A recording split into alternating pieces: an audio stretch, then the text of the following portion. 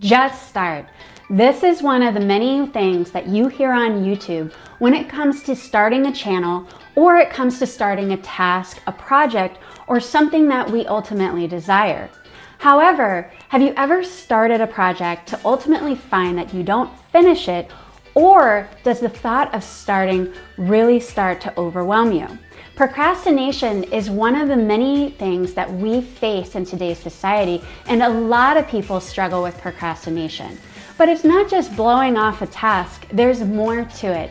Inside today's video, we're gonna really deep dive how to master procrastination.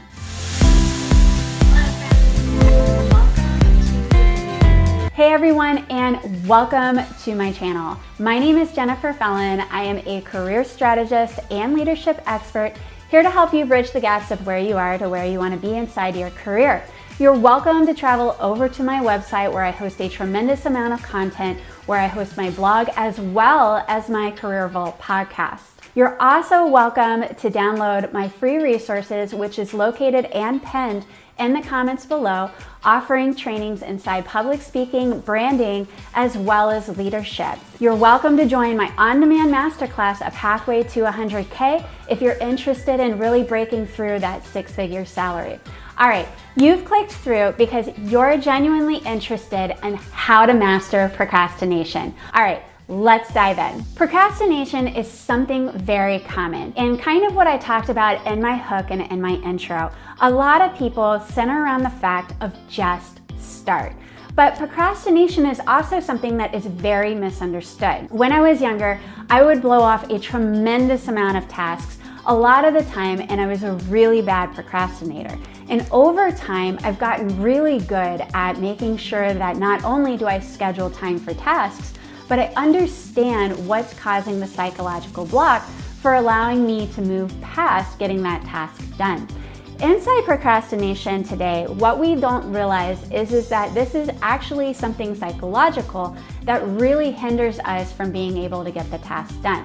Now, what I'm not talking about is when we completely blow off a task and we just don't do it deliberately, but more so the psychological process that goes into our minds that really allows us to understand procrastination at a deeper level and really understand the goals and the steps that we need to take to be able to master it. Procrastination is a way that we deal with unpleasant feelings. When we do a task or we put off the task, we often follow it up by having guilt. The guilt translates and becomes a little bit bigger, then it becomes a more stressful process. Because of that stress, we continue to put it off, and then that reinforces a habit. And that habit is really, really hard to break. Inside my video, How to Change Your Life in 1 Month, the one up here, you're able to see a lot of little small goals really achieve a larger goal.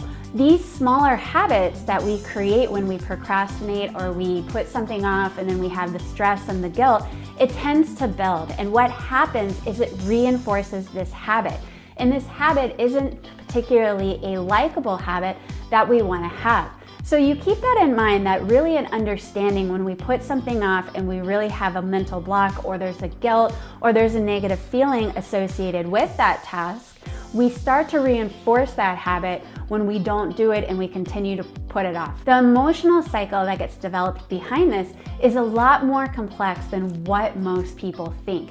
And it's something that we continue to see throughout today. So what I wanted to do is I really wanted to go through inside this video to really talk on a deeper level with that. There's many things that even I myself put off when it comes to our household work, such as dishes or laundry. I really don't enjoy those type of tasks. Or even in a workplace setting, blowing off that email, not responding to the email, but really setting yourself up for success. And usually with that, I wanted to talk about in this video 5 different ways that you can learn how to master procrastination and be more successful with it. Procrastination doesn't come as a one-size-fits-all. In fact, it manifests differently for different types of people based on their actual triggers. Knowing your triggers is really going to help you out in mastering procrastination. One type of procrastination is emotional procrastination. Whether you had a bad experience doing a particular task, and what happens is you continue to have either that anxiety around it or you have that low self-esteem. And what ends up happening with it is it tends to build up a level of stress when it comes to having that particular type of task. Or you can look at strategic procrastination. Strategic procrastination typically centers around understanding that you're typically avoiding that task because you're either finding it overwhelming or you're finding it boring. Another reason why we avoid doing tasks is perfectionism. Now, you're welcome to travel over to my site and really understand that at a deeper level in my Perfectionist Guide to Letting Go. I talk about that on both my podcast as well as I talk about it on my blog article on different ways, because there are a lot of people who demonstrate and say, I have to get everything perfect. A lot of the times, because of that perfectionism and not being able to let go, what typically tends to happen is we put off tasks for fear of not being able to do it right or not being able to do it perfect. Let me give an example.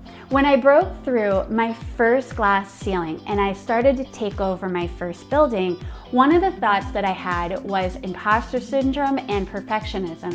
Was I going to do everything perfectly? Was I going to show up the perfect way? Were people going to like me for who I was? Did I have enough knowledge? And the answer to that was yes. When I got there, it was kind of centered around, and that worry and that perfectionism was all for nothing, because who you are and what you bring to a table is typically enough for why you're hired for specific roles. But also we can apply this to many different tasks that are out there, because usually we're so worried about being perfect that we don't really understand that what we bring to the table is enough. Another really good example in another field that I'm in, whenever we do videos, you always try to sit here and say, I want to have the perfect video. I want to make it perfect. And one of the most feedback-based things that most creators say is really to understand that your first videos are not going to be perfect, because you're trying to find your voice and you're trying to find who you are. And that's why we tie it back into whatever task you're trying to do, to just start. Now, the next slide that I wanted to go into that is really that avoidance and that overwhelm. There are a lot of tasks where we start to feel overwhelmed and we have a strong avoidance to them. But they all tie into what I talked about before, where we have an emotional tie, a strategic avoidance, or we have perfectionism, and really understanding and encompassing why we're procrastinating. One of the things that I did as a silly exercise is I really dislike doing dishes.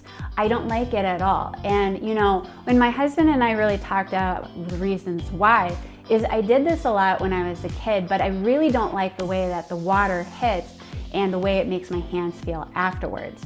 So we talked a lot about that, in our marriage, are we able to divide our tasks into different things so that maybe I could do a different task to help our household move forward? So just different concepts to really understand and to really look at. There are a tremendous amount of different strategies that you can do that can really hone in and help you move past procrastination. And this is really what I wanted to talk about in today's video, is really understanding how you can master procrastination. Now, a lot of the times when we're trying to build new habits, we want to understand our triggers with the habits, and sometimes writing that down makes a significant difference. But understanding and picking one habit that you want to change, or one thing that you want to work on trying not to procrastinate on, really takes a very big step. It's not a step of understanding of, hey, I'm going to blow this off today. It's an understanding of your psychological well-being to understand, I am going to do this task today. It is overwhelming, it is being avoided, and I have to be able to stand up with myself and say, I want to master that. So I want to go into tips and tricks that can really help you, or hacks that can help you move it forward and help you move past being a stronger person, so that way you can be able to master your procrastination as well. The first tip that I'm going to give you is the 2-minute rule. Start small, build momentum. I talk about this a lot whenever you want to change a habit or you want to achieve a goal. Small goals articulate to larger goals.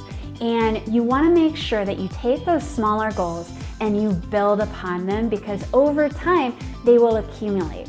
So what I look at is the 2-minute rule. The 2-minute rule is one of the simplest and easiest ways to start. If something is going to take 2 minutes or less, do it immediately. Or if you need some help identifying what those tasks are, write everything down, and if something takes 2 minutes, do it immediately. What this does is over time or throughout your day, you're gonna see that a lot of these tasks that you don't wanna do accumulate and they complete. And this takes time, as it takes about 21 days to build a habit, and we start to see changes in our behavior. You'll start to see that if you just do these small things immediately, or what can be done to get things off of your plate, you'll start to procrastinate less because they're very small wins. A small wins tends to generate dopamine in our brains to understand that, hey, you know what, I finished this task and I feel good. The next tip that I have for you is time blocking. I actually really find time blocking to be something that I use that's very, very successful. So when we talk about time blocking, one of the more traditional ways is what we refer to inside college or college students, or just when you're studying for a certification in general. When you study for 25 minutes straight, take a 5-minute break, go and do something else, and then come back and study for 25 minutes more. Now, if you're blessed in being ADHD, for some of us, we have to do that within 15-minute intervals, and then we can come back. But the idea is really scheduling your time and blocking it for either a particular task or a particular project. For example, when I use my calendar, I live and breathe by that calendar. And it's very important that even though I have tasks to do, I block them out on my calendar and I don't completely use a meeting time for that, but I use that specific time to get done the tasks that I need. When I go home now and I have only a finite level of time. So when we talk about being at work for 10 hours a day and then you come home, you've got to run your family to different places, or you have to be somewhere, you want to look at your time as a overall and really understand, when do I have time to film a video? When do I have time to work on this project? When do I have time to go to college? When do I have time to run my daughter to the doctor? You want to look at all of those and really understand those time blocks when you are able to get those tasks done. So I'll time block when I put the laundry away, or when I want to go through and I want to deep dive and declutter like our room or our home. Just concepts for you to really look at your calendar and say, okay, I have the task. The task is really daunting, but I'm going to set this time. I know I'm going to do the task, and I'm going to look at saying, okay, I'm going to do 30 minutes on Tuesday to get and put the laundry away. Simple task, really don't like it, but I'll do it during that time, and maybe I'll find some ways to make it a little bit more enjoyable by putting on our surround sound system in the house and listening to some country. The next tip that I have for you is the power of done.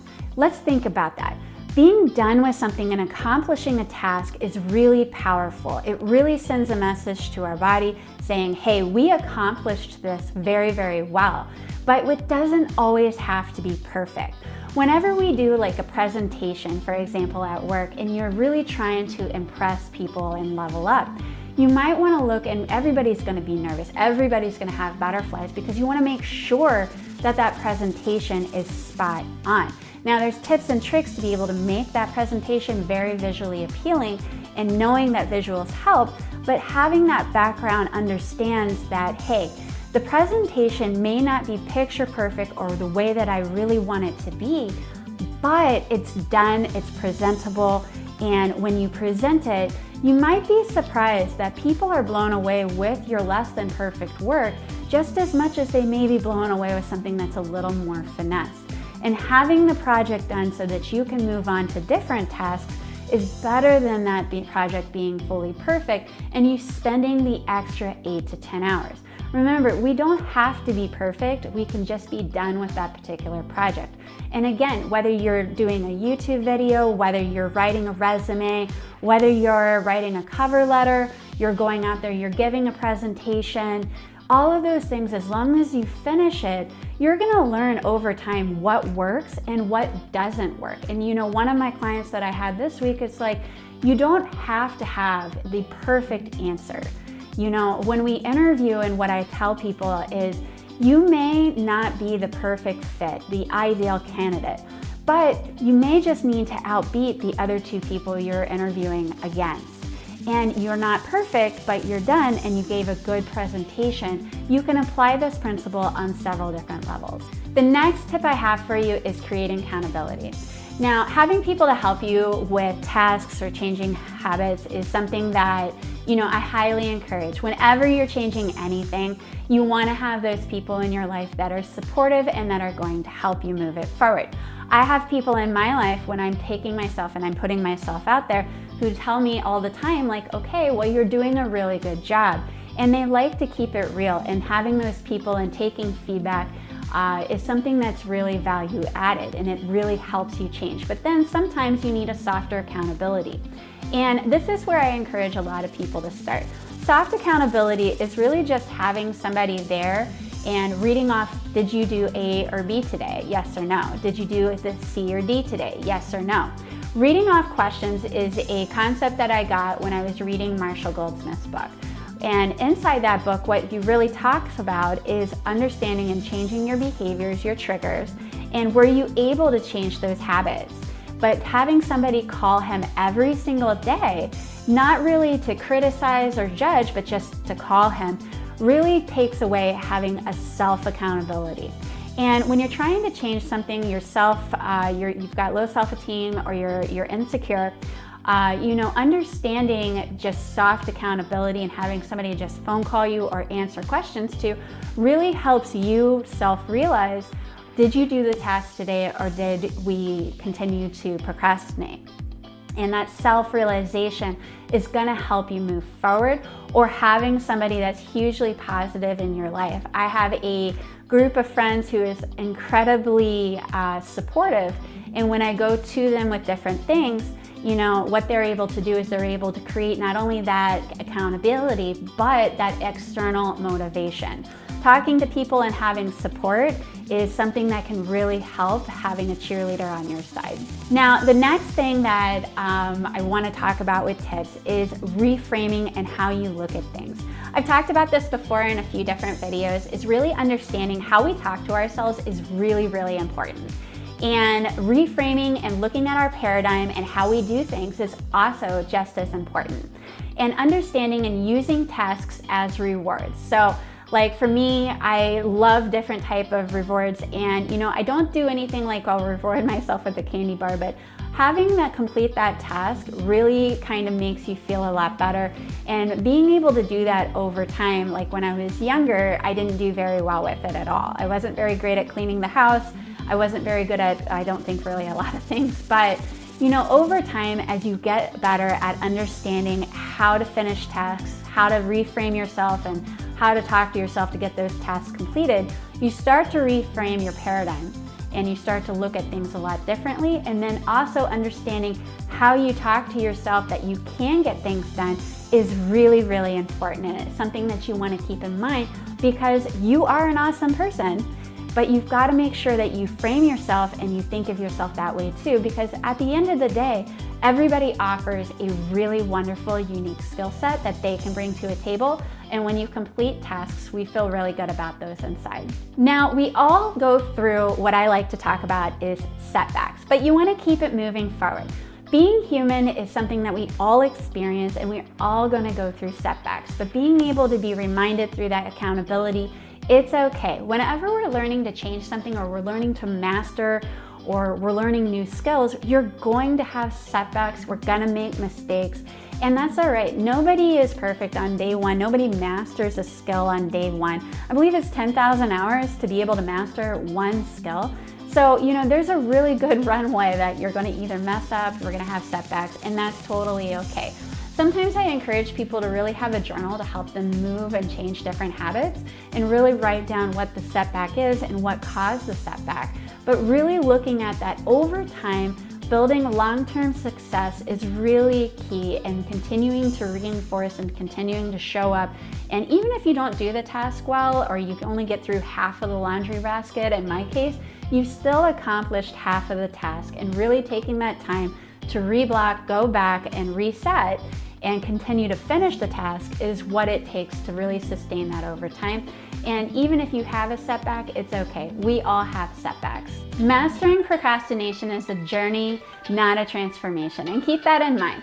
That's it for today's video. I hope you've enjoyed, and I look forward to seeing you on my next video. Between now and then, again, you are totally welcome to go over to my website, jenniferfellin.com. I host my on-demand masterclass, A Pathway to 100K, as well as I've recently opened time blocks to be able to schedule one-on-one coaching if you're interested. You're welcome to check out my blog with a ton of different articles and different content on there to continue to help you move your career forward. Or if you like to listen, you're welcome to check out my podcast, the Career Vault podcast. I look forward to seeing you next time. Take care.